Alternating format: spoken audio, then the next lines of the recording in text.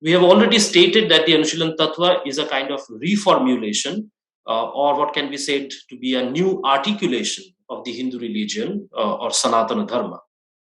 To understand this claim, we will look into the basic framework of the Anushilan Tattva, which consists of 7 main propositions. I will try to list them down one by one. Number 1, man has certain capacities or faculties. Bankim has termed these as vrittis. The cultivation of these capacities or faculties, their development, and ultimately their fulfillment is what makes us human.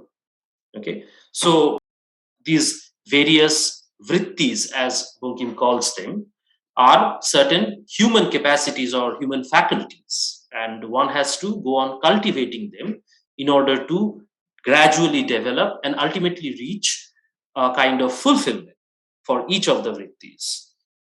And this fulfillment is what makes us human beings in the first place.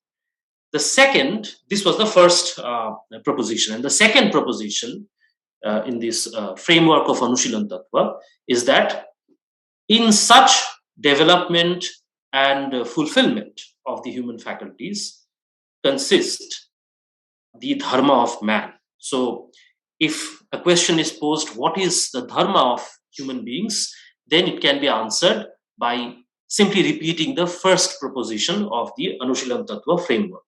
The third proposition says that there is an optimum limit or extent to which each of these faculties, these human capacities, should be cultivated and not beyond.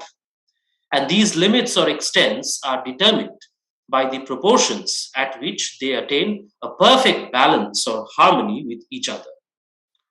The fourth proposition goes on to say that this perfect balance or harmony is weal, W-E-A-L, weal, or in Bankim's own words, in Bangla, he has called it shuk or sukha. The fifth proposition of this framework of Anushilan Tattva says when each of these vrittis or human faculties are properly cultivated to their respective optimum limits, they are oriented Godwards, towards Ishvara. And such orientation is the right Anushilan or cultivation of a vritti. And that indeed is bhakti. This is the fifth proposition of the Anushilan Tattva framework. The sixth proposition says that God or Ishvara is immanent. That is to say that he is omnipresent, he is present in all beings, he or she or it, and hence love for all beings is a necessary part of bhakti. Without this sort of love for all beings, there can be no bhakti in God or Ishvara, there can be no humanity, no humanness, and no dharma ultimately. The final or the seventh proposition of the Anushilan Tattva says that this love includes the love for oneself, love for one's kith and kin, family and friends, love for one's country, Swadesh Priti, love for animals, and daya or mercy. Considering the human condition, this final proposition also goes on to say that love of country or Swadesh Priti, Swadesh Prem, stands out as the supreme among all these various kinds of affection.